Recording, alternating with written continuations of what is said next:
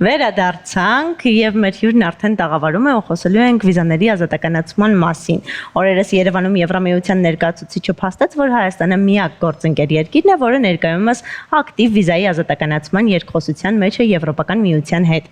Գործողությունների ծրագիրը Հայաստանին է փոխանցվել 2025 թվականի նոյեմբերին եւ այն նախատեսվում է 74 հենանիշի կատարում, որոնք իրականացվում են 2 փուլով։ Կանայք եւ գլոբալ անվտանգության ճարտարապետության մուտակենտրոնի ղեկավար Արմինե Մարգարյանն է մեր տաղավարում։ Բարի լույս։ Բարև ձեզ Արմինե, մի քանի շաբաթ այստեղ եք,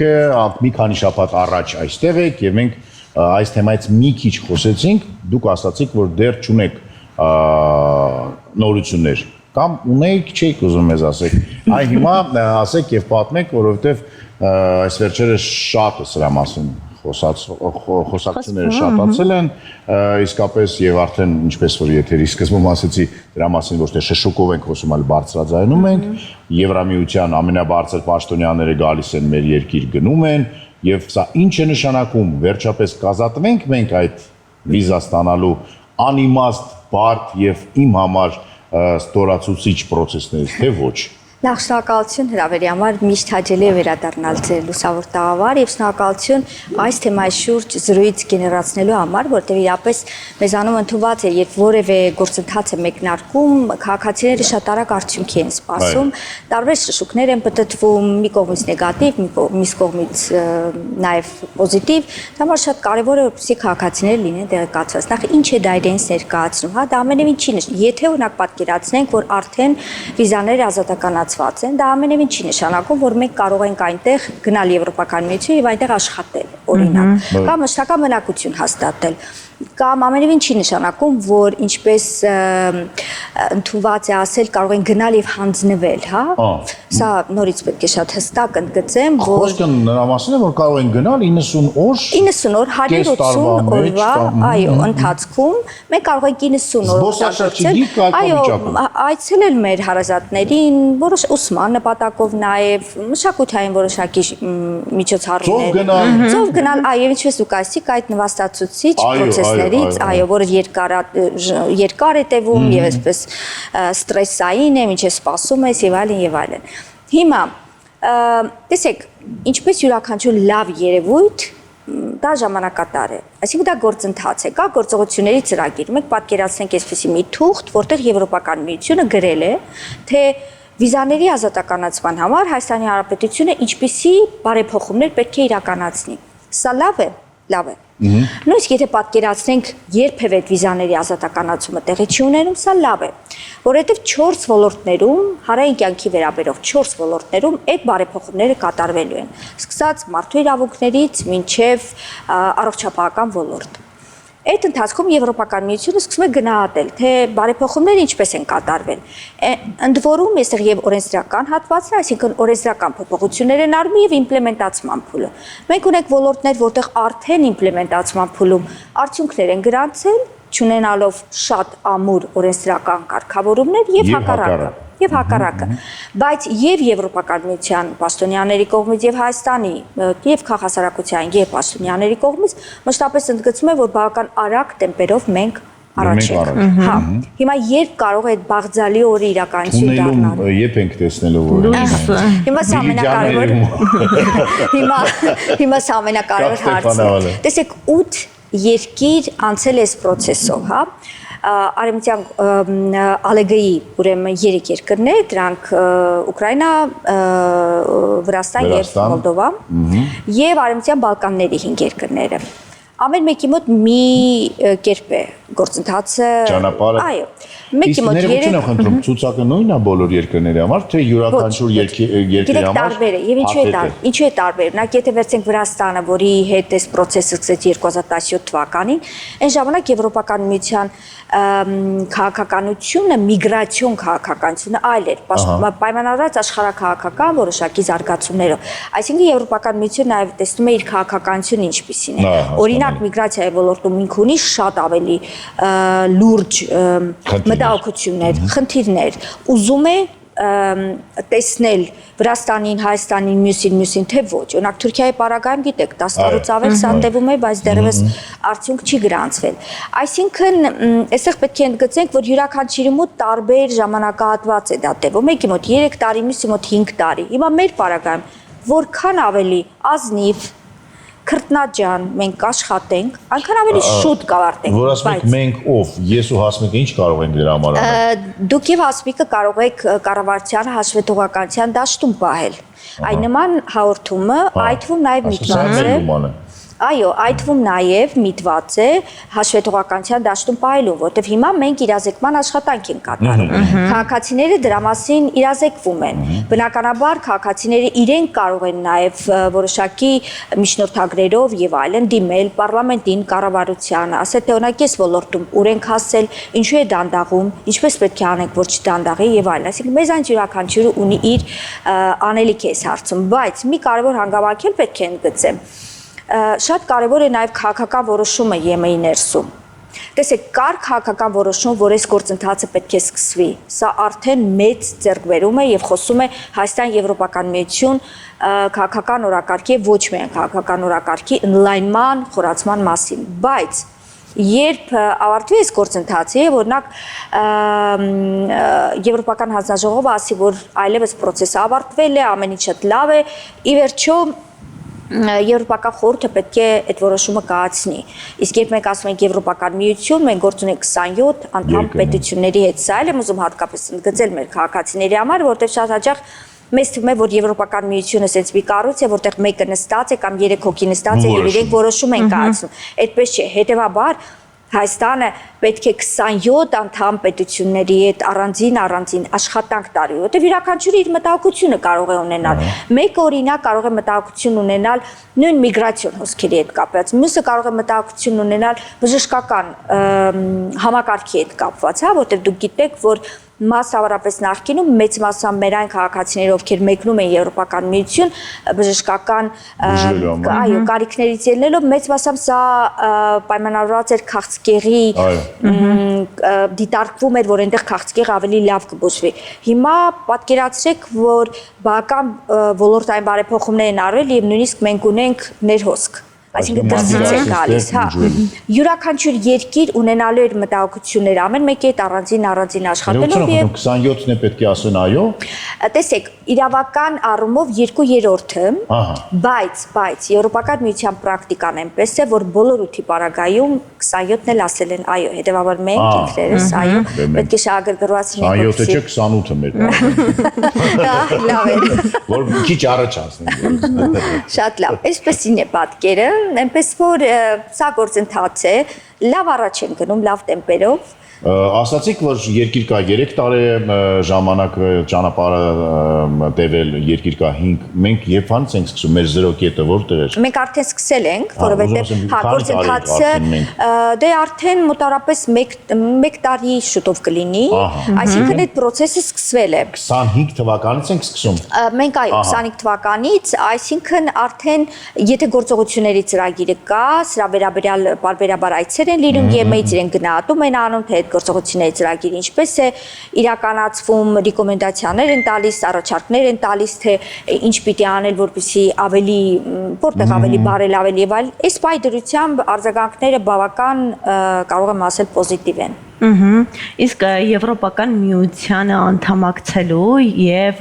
վիզաների ազատականացնելու միջև տարբերություններն ու նմանությունները, որովհետեւ մարդիկ շատ հաճախ այդ երկուսը շփոթում են իրար։ Տեսեք, դուք չեք կարող դառնալ Եվրոպական միության անդամ, եթե դուք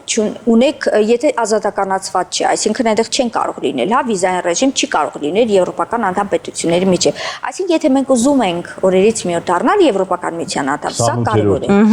Այո, 28-րդը, եւ ես պետք է նույնիսկ լավատեսություն հաղորդեմ իմ գնահատմամբ 2031 թվականին, եթե Եվրոպական միությունը ունենա դեռ ընդլայնվելու քաղաքականություն, որովհետեւ սա էլ է կարևոր, իրենք եթե մենք նայում ենք իրենց պատմությունը, իրենք այսպես խմբերով են ընդլայնվել, հա։ Եթե 2023-2031 թվականին դեռ իրենք ունենան այդ քաղաքականությունը ընդլայնվելու եւ Մոլդովան Ուկրաինան այդ փաթեթում են, ես գրեթե այսպես զգուշավոր վստահություն կարող եմ հայտնել, որ կարծում եմ մենք էլ այդտեղ կարող ենք լինել։ Մոլդովան կարծես թե փորձում է պլստալ դառնալով Ռումինիայի մի մաս, ասում են, որ այնտեղ այդպիսի խոսակցությունները հիմա շատ ավելի լուրջ մակարդակի վրա են հասել եւ Մոլդովան պարզապես դառնալու է Ռումինիայի մի մաս եւ վերջ։ Շատ շնորհակալություն հարցի համար, վերջերս ես Բրյուսելում էի եւ այնտեղ կային այ Մոլդովայից ներկայացուցիչներ եւ այդ հարցը իրենց հնչեց, իրենք բոլորը ասացին, որ իրականում, գիտեք, ժողովրդի ներսում նման դեբատներ, դիսկուրսներ մշտապես եղել են, բայց հիմա դրանք թափ են առել եւ մեծ մասամբ այդ թափը պայմանավորված է օգտագործում է որպես հիբրիդի գործիք, այսինքն սա էլ իրենց հարվածելու, այո, սա էլ իրենց հարվածելու գործիքն է, այսինքն քաղաքական շրջանակներում առնվազն սրան լուրջ չեն վերաբերում այն համատեքստում, որը կարելի է դարձնել քաղաքականություն, որտեղ այստեղ շատ լուրջ իրենք ռիսկեր են տեսնում։ Այդ 28-րդ դառնալը մի քիչ գիտահետազոտական ֆանտաստիկայի ժանրից է ինձ համար, բայց այ վիզաների ազատականացումը դրան այդ թեմային նորից վերադառնանք։ Այդ ցուցակում ինչ որ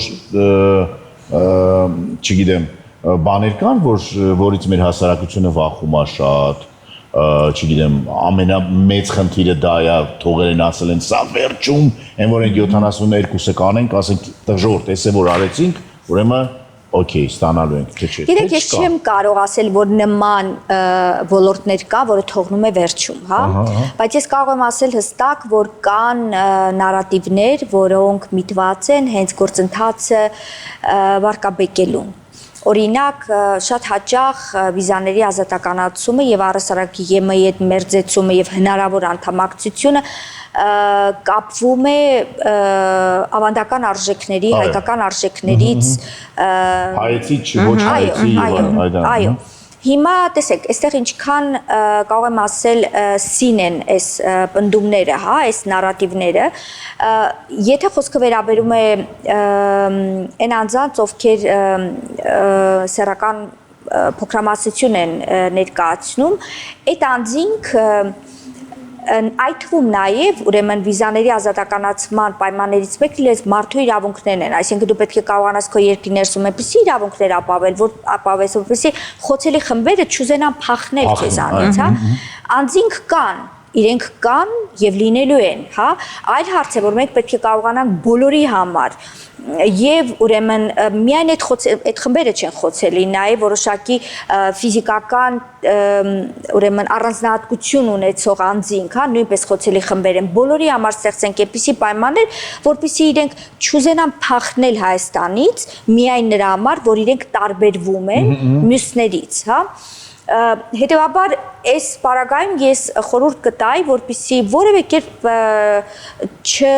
չդառնալ այս, գիտեք, քայքայիչ նարատիվների զոհը, որովհետև բազմազանությունը կա, այն որևէ տեղ չի կորելու, այն լինելու է միշտ, եւ շատ կարեւոր է, որ մենք ինքներս լինենք տոլերանտ այն անձանց նկատմամբ, ովքեր մեզանից տարբերվում են։ Չէ՞ որ մենք տոլերանտ ենք, երբ որ վիզա ենք ստանում եւ գնում ենք Եվրոպա եւ Բարսելոնայում պատտվում են։ Միանշանակ եւ ասեմ ավելին, մենք նույնիսկ գիտենք շատ դեպքեր, երբ շատ անձինք ունենալով տրադիցիոն սեռական կողմնորոշում իրենք մշտական բնակություն հաստատելու համար այնտեղ կարող են ներկայանալ որպես ոչ տրադիցիոն սեռական կողմ, այո, եւ ոչ միայն այստեղից, տարբեր վայրերից։ Այսինքն սա ինչու եմ ընդգծում։ Ընդգծում եմ, որ երևույթը կա, շատ կարեւոր է, որպեսզի մենք տոլերանտ չլինենք կեղծիքի նկատմամբ։ Սա է ամենացավալի կետերից մեկը։ Կարծում եմ այո, բայց բարեփոխումների առումով իսկապես այստեղ շատ կարևոր է նաև սահմանային անվտանգության հարցը, որտեղ ԵՄ-ն պետք է վստահ լինի, որ քո տարածքը չի օգտագործելու երրորդ երկրներ։ Այո, օրինակ, գիտեք, կազմակերպված անդրսահմանային հանցագործ խմբերի համար, որպեսզի իրենք մենք չունենք այդպիսի խմբեր, կան երկրներ, որոնք ունեն, բայց մենք չունենք այդպիսի խմբեր, բայց օրինակ որ Հայաստանի տարածքը չի օգտագործելու։ Սա լավ է թե ոչ, եթե մենք ունենք ամուր սահմանային, իհարկե լավ է։ Սա ինչու է մտածում, որ այս գործընթացը միևնույնն է անկախ իր արդյունքից բարելավում է մեր երկիրը նույնը վերաբերում է նաև Եվրոպական միությանը հնարավոր անդամակցության գործընթացը սա էլ է դրա մի մասնիկը մենք սա պետք է դիտարկենք դրա մի մասնիկը իսկ մենք պետք է դե Վրաստան է դառնա, որտեղ մենք պետք է ընդհանուր սահման ունենանք Եվրոպայում։ Մենք պետք է ընդհանուր սահման ունենանք եւ միակ տարբերակը Վրաստանը դառնա։ Այո, եւ պատահական չէ, որ նույն վիզաների ազատականացման գործընթացը այդ թվում նաեւ հնարավոր դարձավ Հայաստան-Ադրբեջան խաղաղության գործընթացի համատեքստում, նաեւ Հայաստան-Թուրքիա որոշակի երբեմն տեսանելի երբեմն ոչ այնքան տեսանելի գործընթացների համատեքստով, որտեղ մենք այսպես համապարփակ պետք է նայենք այս ամեն ինչին, եթե չունենանք ընդհանուր սահման, խնդիր է։ Իսկ այս իրավունքը, որ տալիս է մեզ Եվրոխորհուրդը, կարող է մեզանց հետ վերցնել։ Հիմա Վրաստանը այդ վտանգի տակ կանգնած է թե ոչ։ Դուք նկատի ունեք այս process-ը, եթե մենք նահանջ process-ը չէ, հիմա ազատականացում։ Մեր պարագայում process-ը հետ կանչի Վրաստանի պարագայում այնտեղ ազատականացված է, չէ՞, վիզան իրենք հանգիստ գնում գալիս են։ Հիմա Եվրոպան ասում է դուք լավ չեք ձեզ պահում, ես վեկարում եմ այդ իրավունքը ձեզանից։ Այո, կարող է, որովհետև դա նորից գործընթաց է եւ սրա հիմքը ժողովրդավարություն է եւ ռեֆորմները ոչ միայն իրականացնել, այլ նաեւ պահել է, այո։ Այսինքն եթե դու ինչ-որ պահ ունեցել ես կառավարություն, որը դրան հավատարիմ է եղել, քաղաքականությունը մշակել է, բերել է, իմպլեմենտացրել է, քաղաքականությունը փոխվում է, ժողովրդավարական օրենքի գերակայություն է դժում եւ այլն, այս բaragայում բնական է, որ Եվրոպական միությունը պետք է արդեն վերանայի իր որոշումը։ Ամեն դեպքում որքան էլ այսպես խոսենք եւ քննարկենք այո ապագայում տեղի ունեցող քայլերը միևնույն է հասարակությունը մեր հեռուստադիտողը այդ թվում պահանջում է ժամկետներ գոնե մոտավոր կարող ենք մոտավորապես նշել թե երբ կունենանք ազատականացված վիզաների հնարավորություն գիտեք ինչպես դուք նշեցիք որ Եվրոպական միության անդամակցությունը այսպես գիտահետազոտական ինչ որ ֆանտաստիկայի ժարից այնպես էլ կարող է ֆանտաստիկայի ժարից լինել եթե որևէ ժամկետ նշել բայց ես նորից ուզում եմ ընդգծել, որ այն 8 երկրները, որոնք այս գործընթացով անցել են, 3, 4, 5, այսպես, որքան արագ իրականացնենք բարեփոխումները, այնքան ավելի լավ։ Իմ գնահատմամբ կարծում եմ մենք 3-ից 4 տարվա ճանապարհ ունենք առավասան անցնելու։ Եվ միշտ մտածել եմ, որ մի քիչ պարապ լինեի, մի քիչ համբերատար լինեի, բռնեի ու դատի տայի օրինակ Եվրոխորհրդին,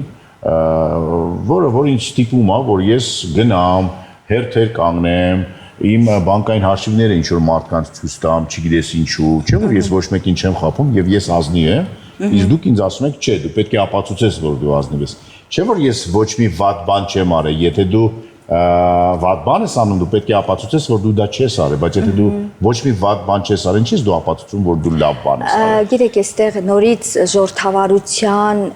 հանգամանքն է, այսինքն այստեղ անձի հարցը չէ, իմ հարցը չէ, ձեր հարցը չէ, ձեր հարցը չէ, այստեղ պետության հարցն է, որքանով է պետության համակարգերը աշխատում այնպես, որ այդ խաբելու գործոնը ի սկզբանե բացառվի։ Բայց ես ինձ վատ եմ զգում, ես Դրա համար դուք